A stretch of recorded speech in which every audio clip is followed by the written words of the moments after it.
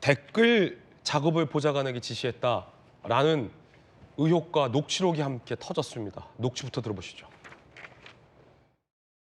야당 의원 집어넣으려고 얼마나 검찰이나 수사기관이 열심히 털 텐데 1년 반을 털어도 기소할 만한 거리를 못 찾았으니까 기소를 못 하는 거네. 이런 댓글을 달아야지. 사건을 천천히 수사하는 게 무치 봐주기 하는 것처럼 그런 댓글이 올라오기 때문에 댓글 대응을 하라고 그렇게 지시를 했는데. 이런 댓글을 달아야지. 댓글 작업을 지시했다라는 본인의 목소리가 나옵니다. 야당 의원 집어넣으려고 1년 반을 털어도 기소할 만한 거리를 못 찾았으니까 기소를 못 하는 거네. 이런 댓글을 달아야지 라고 나무라는 내용입니다. 천천히 수사하는 게 마치 봐주게 하는 것처럼 그런 댓글이 올라오기 때문에 댓글 대응하라고 그렇게 지시를 했는데 라고 얘기를 합니다.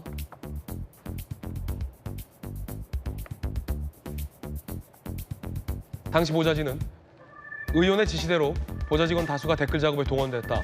무혐의 판단 받기 전까지 진행됐다. 지시를 안 따르면 고성과 폭언이 있었다라고 주장하고 있고요. 이 지명자는 구체적으로 기억이 안 난다. 상처받은 분께 사과드리고 반성한다라며 혐의를 부인하지 못했습니다. 녹취가 나왔으니까요. 드루킹 때 김경수 지사가 문재인 당시 후보 캠프에서 댓글 부대에 댓글 조작 작업을 보고받은 사실이 특검에 의해서 드러나서 당시 닉네임 바둑이를 썼던 김경수 전 지사가 감옥 갔다 왔어요. 대법원 확정되고. 이거는 도의적인 문제입니까? 합법과 불법의 문제입니까? 글쎄요, 이게 그 보좌진들을 통해서 어느 정도 분량의 댓글이 어떻게 달렸는지 그 정량평가도 정성평가도 좀 네, 있군요. 그런 것도 좀 필요한 것 같아요. 근데 와, 저는 참 제가 할 말이 없어지는데요. 왜요, 의원님? 아니, 보좌진들이 이를테면 입법, 그다음에 의정활동에 여러 가지 다양한 상임위 활동이라는 게 정말 할 일이 많거든요. 보좌진들의 어떤 그 협력 없이 의원이 어떻게 혼자 독자 생존하면서 그렇게 잘할 수 있습니까? 함께 이제 팀을 이루어서 이렇게 하는 건데 이런 댓글을 왜 안 달았냐? 댓글의 내용까지를 이렇게 적시하면서 얘기하는 거 보고 정말 경악할 만한 일인 것 같습니다. 이런 일을 하라고 그 보좌진들의 고급 인력들을 그렇게 소모한다는 게 저는 좀 믿기지가 않아요. 믿기지가 않는다. 그리고 실제로 이런 이제 통화, 뭐 지시 이 끝에 보좌진들이 어떤 댓글을 어떻게 달았는지는 지금 확인은 안 되고 있어요. 그래서 그 일이 이렇게 의원의 뜻대로 이루어졌는지는 모르겠습니다만은 아니 혐의가 있어서 수사받게 되거나 혹은 무혐의 나면 그걸로 끝나는 거지 이런 댓글을 통해서 얼마나 여론을 움직일 수가 있을까요? 그게 그렇게 마음대로 되는 게 아니잖아요. 그럼 이를테면 김경수 그 전 지사의 사건처럼 드루킹 때처럼 막 매크로 돌려가지고 막 대량으로 막 이렇게 했던 것도 아니고 그렇죠. 보좌진들에게 이런 댓글을 달았어야지 지금 이렇게 얘기를 하고 있는데 저는 그조차도 굉장히 부적절한 지시였다고 생각을 합니다만 실제로 실행이 어떻게 됐는지도 조금 들어봐야 될 것 같고요. 근데 그 자체로 저는 문제가 있다고 보고 그다음에 언론에 대해서 굉장히 민감하지 않습니까? 그 인턴 직원에 대해서 그 통화하면서 야야 했던 그 내용도 본인이 언론에 대한 기사나 또 모니터링 하는 거에 대해서 굉장히 예민하게 그때 보고 있었던 것 같은데 이 댓글도 그렇고요. 그래서 이런 게 이렇게 언론이나 여론이 본인에게 굉장히 민감하고 그렇게 신경을 썼다면 왜 삶은 이렇게 살아오셨을까? 라는 질문을 하게 됩니다. 그런가 하면 의원 시절에 인력 교체가 잦았다라는 지점도 문제가 되고 있습니다.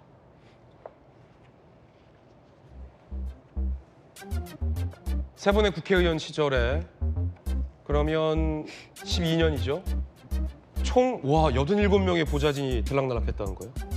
그런데 이 중에 57명, 65.5%가 1년을 못 채웠다. 이건 굉장히 이례적입니다. 국회 전체 평균보다 10명이 더 많았다라는 겁니다. 이해운 후보자의 보좌진을 향한, 인턴을 향한 이른바 갑질 의혹, 녹취가 공개됐었죠. 들어보시죠. 네가 판단하지 말라는 얘기를 내가 도대체 몇 번을 더 해야 알아듣니? 너 대한민국 말 못 알아들어? 국어 못하니? 너 뭐 IQ 한 자리야? 말 알아들었니 못 알아들었니? 답을 해라 제발. 야! 야! 내가 정말 널 죽였으면 좋겠다. 입이라고 그게 터졌다고 그냥 막 네 맘대로 그러고 떠서? 기가 막혀서. 핸드폰으로는 검색이 안 되는 게 얼마나 많은지 알아? 그것도 몰랐단 말이야? 너 언론 담당하는 애 맞니? 아니 그 지금까지 몰랐단 말이야? 너 모바일 버전이라는 거는 요약본 축약본이야. PC 버전에. 몰라 그걸? 너 그렇게 똥오줌을 못 가려? 보면 모르겠어? 말 좀 해라! 이 녹취와 아까 그 통계, 피디님 통계 한번 다시 띄워주시겠어요? 자, 총 87명이라는 것도 그건데 이 중에 57명이 1년 이상 못 채웠다는 겁니다. 그게 더 이례적인데 김무식 교수님 어떻게 보십니까? 사실은 이제 국회의원이 되면 의원실에 최대 9명까지의 이제 보좌진을 네. 둘 수가 있습니다. 그리고 사실은 지금까지도 국회의원이 사실상 생사여탈권을 쥐고 있는 고용과 해고가 가능한 그런 시스템이에요. 그렇기 때문에 뭐 다양한 갑질 논란이 계속되는 거 아니겠습니까? 강선 의원 변기, 그다음에 김병기 의원의 갑질 이런 것들이 다 이 국회의원이 그 9명의 이른바 그 월급을 받는 고용된 피고용인들에 대해서 정말 그 하늘처럼 이 갑질을 할 수 있는 구조를 만들어놨기 때문에 생기는 일인데 그래도 과거에 제가 알기로 의원회관의 보좌진들은 그 국회의원과 동지의식이 있었습니다. 그리고 국회의원과 같이 정치를 배우고 정치를 훈련하면서 정치적 꿈을 키워가려는 사람들이었습니다. 그래서 저는 대부분의 국회의원실에서는 국회의원이라 하더라도 그 보좌진들에게 서로 존경하고 존중하고 또는 존댓말을 쓰는 분도 많이 있는 걸 제가 알고 있어요. 그런데 저렇게 막말하고 욕설하고 모욕하고 고함치고 이렇게 했던 경우이기 때문에 보통의 평균 그 이직률보다 훨씬 더 많은 지금 교체가 있었던 것으로 확인이 되고요. 숫자만 놓고 보더라도 심지어는 저는 그런 생각이 들었었어요. 그때 저 야야라고 하는 저 충격적인 녹취가 나왔을 때 이혜원 본인 후보자께서 그 욕설을 누구한테든지 기억을 못 한다는 거 아니겠어요? 너무나 사람이 자주 바뀌었기 때문에 그래서 대응을 못하고 찾아가서 사과를 한다고 말은 했습니다만 찾을 수가 없는 거예요.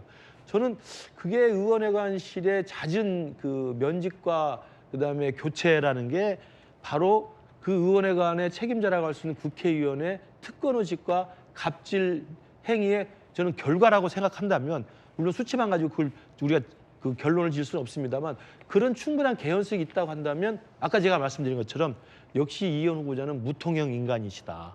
상대방의 고통을 줘도 그 고통이 얼마나 참담한 것인지 모르고 또 주위 사람들이 지금 제가 이렇게 또 이혜원 후보자를 비판하면 또 언론을 찾아봐가지고 저를 얼마나 또 저주를 할지 모르겠습니다만 어찌됐든 간에 상대방에 대해서 조금이라도 공감할 수 있는 공감 능력이 제로인 것이고 그러다 보니까 그 의원회에 가서 일하는 사람이 아무리 페이가 높고 자부심을 가지고 버틴다 하더라도 오랫동안 버티기가 힘들었겠죠.